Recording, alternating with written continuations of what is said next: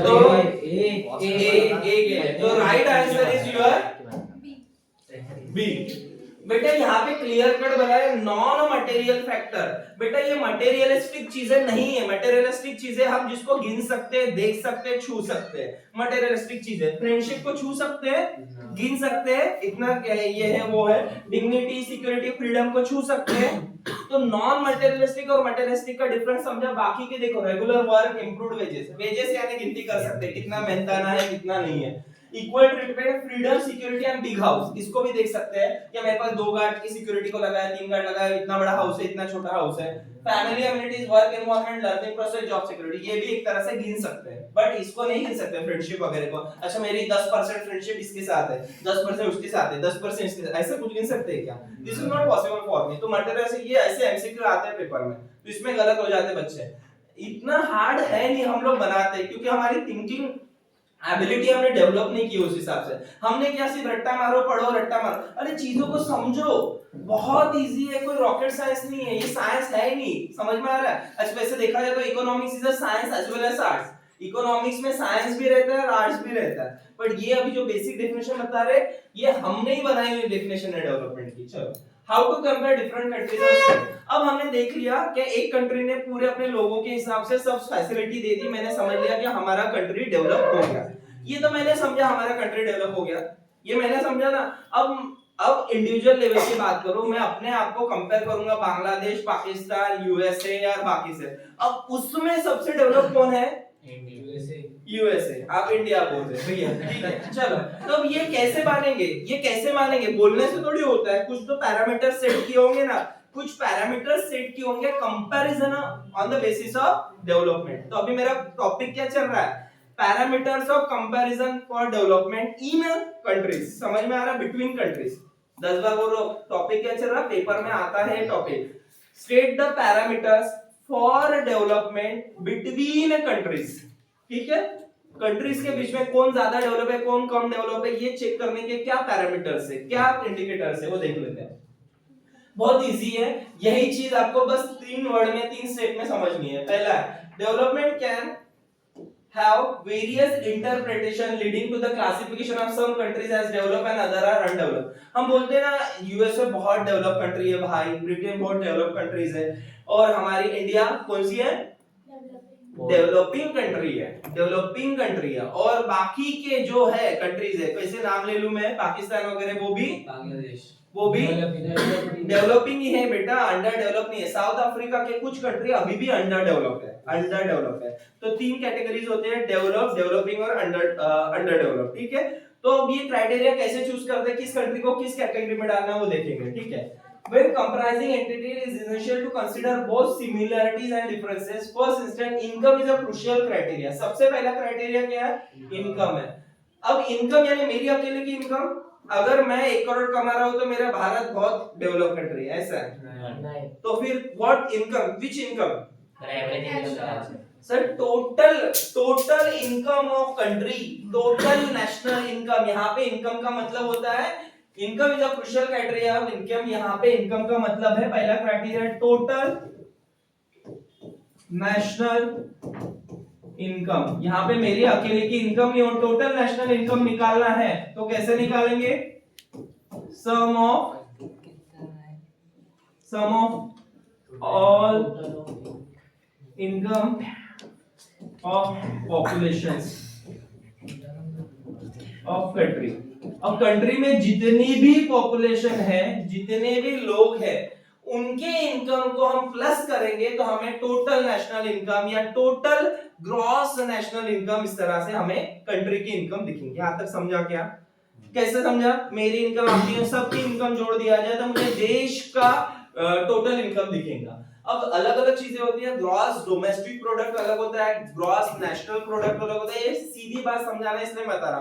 अगर मैं टेक्निकल में जाऊं तो सबकी डेफिनेशन अलग अलग बनती है, जो वो ये अब इस चैप्टर में आपको जीडीपी है, जीडीपी है इसके बारे में हम समझेंगे। ठीक है, हायर इनकम लेवल्स, ठीक है, higher income levels are often associated with the more developed nations as increase to income enables access to essential sources and amenity.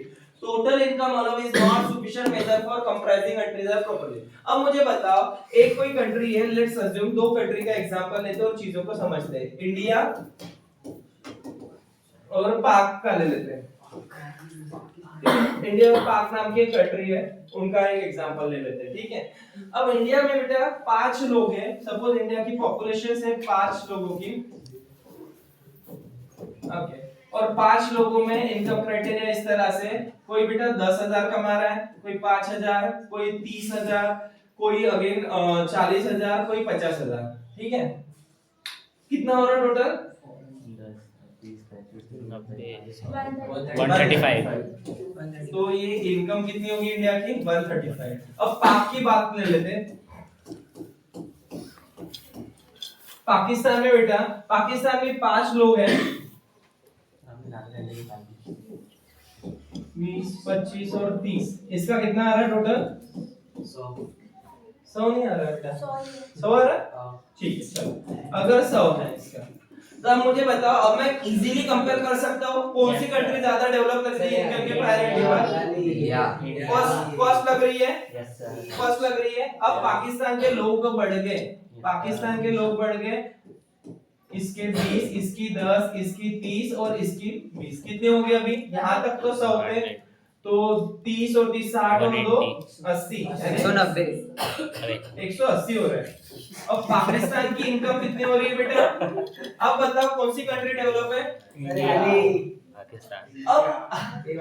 अब टोटल इनकम की बात करो, सिर्फ टोटल इनकम का क्राइटेरिया घोषित करो, तो मुझे पाकिस्तान की टोटल इनकम ज्यादा लग रही है 180 एज कंपेयर टू इंडिया की इनकम। तो मैं अगर टोटल इनकम में क्राइटेरिया रख दिया तो मैं घोषित कर दूंगा कि पाकिस्तान ज्यादा डेवलप है। पर रियलिटी में ऐसा हो रहा है क्या? ऐसा क्यों नहीं हो रहा? और हम क्यों पाकिस्तान को डेवलप नहीं बोलेंगे?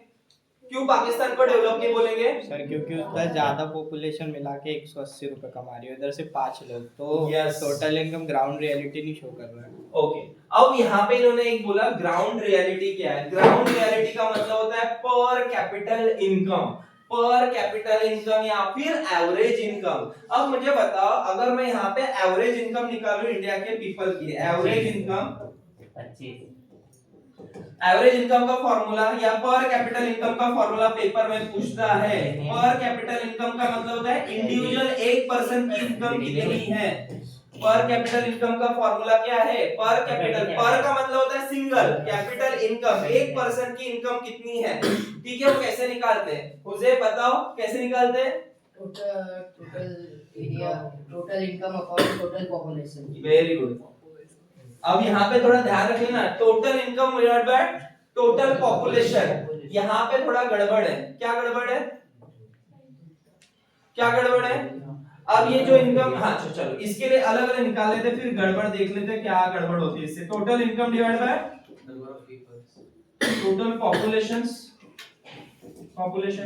अच्छा इसका बताओ कितना आएगा मुझे? 135 थी टोटल इनकम और 5 लोग थे, तो 27 पर कैपिटल इनकम आ गया। 37 है, 5 का 3 बार 2 बार जा रहा है, हाँ ठीक है चलो। और इसमें कितने लोग भाई?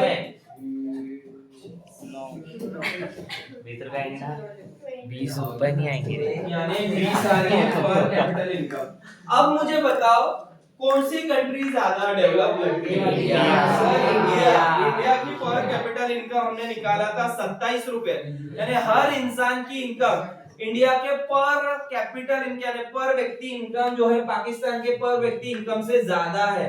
तो ग्रोथ एस्पेक्ट से देखा जाए तो मैं इंडिया को डेवलप बोलूंगा। तो समझ में आ रहा है टोटल इनकम क्या करती है? हमें मिसलीड करती है, मिसलीड करती है। यानी मैं अगर टोटल इनकम पे देखा होता तो मेरे लिए तो जिसकी कंट्री की पॉपुलेशन ज्यादा है तो ऑब्वियसली वहां की इनकम भी ज्यादा रहेगी ना। इंडिया की पॉपुलेशन ज्यादा है तो ज्यादा लोग हैं तो ज्यादा पैसा कमाएंगे, तो दैट डजंट मीन कि इंडिया इज डेवलप्ड, ठीक है। तो हमें चेक करना है, तो हमें क्या निकालना पड़ेगा बेटा? उस कंट्री की पर कैपिटल इनकम, यानी एक इंडिविजुअल कितना कमा रहा है वो हमें निकालना पड़ेगा, ये मैटर करता है। कितनी बात है? 9 मिनट। ठीक है, अब टोटल इनकम पर कैपिटल इनकम का पेपर में आता है और मेजर पॉइंट क्या रहेगा आपको लिखते वक्त पर कैपिटल इनकम रहेगा, टोटल कैपिटल इनकम रहेगा क्या नहीं। अब किसी भी कंट्री की इनकम के हिसाब से निकालना है तो पर कैपिटल इनकम पहला पॉइंट रहेगा। अब दूसरा पॉइंट क्या है सर वो भी देख लेते हैं। द वर्ड अब पर कैपिटल इनकम का भी क्लासिफिकेशन दिया है। बहुत सारी कंट्रीज में डेवलप कंट्री, डेवलपिंग कंट्री और अंडर डेवलप्ड कंट्री का क्राइटेरिया दिया है। 2023 के हिसाब से था ये, चलो देख लेते हैं। 19 लिखा है the World bank classify country in the world development report based on the capital income. पर कैपिटल इनकम के हिसाब से क्राइटेरिया दिया है। हाई इनकम कंट्रीज हैड पर कैपिटल इनकम ऑफ $49,300 और मोर। जो हाई हाँ 2019 का है ना? हाँ 2023 का है। हाँ बोलो 63,400। हाँ अभी बदल गया। 63,400। हाई इनकम कंट्रीज कौन सी होंगी बेटा जिसका क्राइटेरिया 64,400। 64 ही है ना? हाँ 63। 63,400। ये क्राइटेरिया पता होने चाहिए बेटा। ये कौन क्राइटेरिया डिसाइड करता है? ये कौन सी कंट्री कौन डिसाइड करता है? वर्ल्ड बैंक डिसाइड करती है क्राइटेरिया। वर्ल्ड बैंक आपको पेपर में आएगा, आपको पेपर में 4-5 ऑप्शन देंगे तो ये क्राइटेरिया इनकम का कौन डिसाइड करता है? तो वर्ल्ड बैंक रहेगा, यूनाइटेड नेशन रहेगा, यूएसए रहेगा और कोई ऑप्शन दे देगा। तो ये have to choose the World Bank, क्योंकि आगे आपके सिलेबस में यूनाइटेड नेशंस भी आने वाला है। UNDP, United Nation Development Programme, जिसमें ह्यूमन डेवलपमेंट रिपोर्ट पब्लिश करता है वो, हम आगे बताएंगे। हाँ रिपोर्ट के अंदर इंडेक्स आता है, यानी हमारी रैंकिंग होती है वो हम देखेंगे। अब वर्ल्ड बैंक के हिसाब से हाई इनकम कंट्री कौन सी है? जिसकी इनकम एक साल में प्रति व्यक्ति कितना है? $63,400 से ज्यादा है। मैंने क्या बोला? जिस कंट्री में एवरेज कोई पर्टिकुलर पर्सन की इनकम एवरेज साल में $63,400 से ज्यादा है तो वो कौन सी कंट्री हो जाएंगी? हाई इनकम कंट्रीज में आ जाएंगे। तो फिर अब दूसरा वाला क्या? लो इनकम कंट्रीज में क्या आ जाएगा? फिर दूसरा क्राइटेरिया क्या? अमाउंट बता दो। 2,400। लो इनकम कंट्रीज में क्या? $2,400। साल भर में उस कंट्री में प्रति व्यक्ति अगर 2,400 से नीचे कमा रहा है तो लो इनकम कंट्रीज में आ जाएगा। हम इंडिया कहाँ आते हैं? हमारी इंडिया कहाँ पे आती है? $10,030। अब हमारी इंडिया आती है बेटा मिडिल इनकम ग्रुप में आती है बेटा, मिड इनकम कंट्रीज के ग्रुप में आती है, क्योंकि हमारा कितना है? $10,030। $10,030 प्रति व्यक्ति हमारी इनकम के सालाना कैटेगरी है। इतना पूछ सकता है, स्पेशली इंडिया का याद कर लेना, ये आने के चांसेस बहुत ज्यादा। ये क्वेश्चन मैच द फॉलोइंग्स में बनते हैं। मैं 10 बार बोल रहा हूं। हाई इनकम कंट्री का ये क्राइटेरिया 2023 से लिया गया है, ईयर 23 के हिसाब से। किसने दिया है क्राइटेरिया? वर्ल्ड बैंक ने दिया। वर्ल्ड बैंक ने दिया क्राइटेरिया। पर कैपिटल इनकम का भी फार्मूला है total income of area divided by total population, हम पढ़ चुके हैं ये फार्मूला, और ये पूछने के चांसेस बहुत ज्यादा है, तभी भी आप लिख नहीं रहे हो। ठीक है चलो next. Countries with higher income are more developed than other less countries, obviously. अब अच्छा यहाँ पे एक एक्सेप्शन है, मैं एक्सेप्शन बताना भूल गया। ये क्राइटेरिया मिडिल ईस्ट कंट्री को नहीं लगता है। एक्सेप्शन लिख लेना बेटा, पेपर में एक्सेप्शन पूछता है। ये जो क्राइटेरिया है वर्ल्ड बैंक ने लिख किया, इसका कोई एक्सेप्शन है क्या? हाँ सर ये एक्सेप्शन है। मिडिल ईस्ट कंट्री में ये क्राइटेरिया यूज नहीं होता है। सर मिडिल ईस्ट कंट्री कौन सी है? नाम बताओ मिडिल ईस्ट कंट्री के। Very good. UAE, United Arab Emirates, Saudi Arabia, Kuwait, Iran, Iraq, ठीक है, दुबई, अबू धाबी, जो भी है उसमें आता है। ठीक है, तो ये सब हमारी मिडिल ईस्ट कंट्री है। इसमें ये क्राइटेरिया फिक्स नहीं होता है सर। ये जो हमने क्राइटेरिया बताया ना इनकम ग्रुप का, इसमें ये फिक्स नहीं होता है क्राइटेरिया। किसमें पेपर में आने के चांसेस बहुत ज्यादा है, मिडिल ईस्ट कंट्रीज बोलते हैं। क्यों? अब यहाँ पे देखो ये ओपेक कंट्री है। ओपेक क्या है? ओपेक का फुल फॉर्म है ओके, ये डेवलप कंट्री है। यूएसए भी तो डेवलप कंट्री है, उसमें तो क्राइटेरिया लग रहा है। ये ओपेक कंट्री क्या होता है भैया? ओपेक का फुल फॉर्म लिख लेना।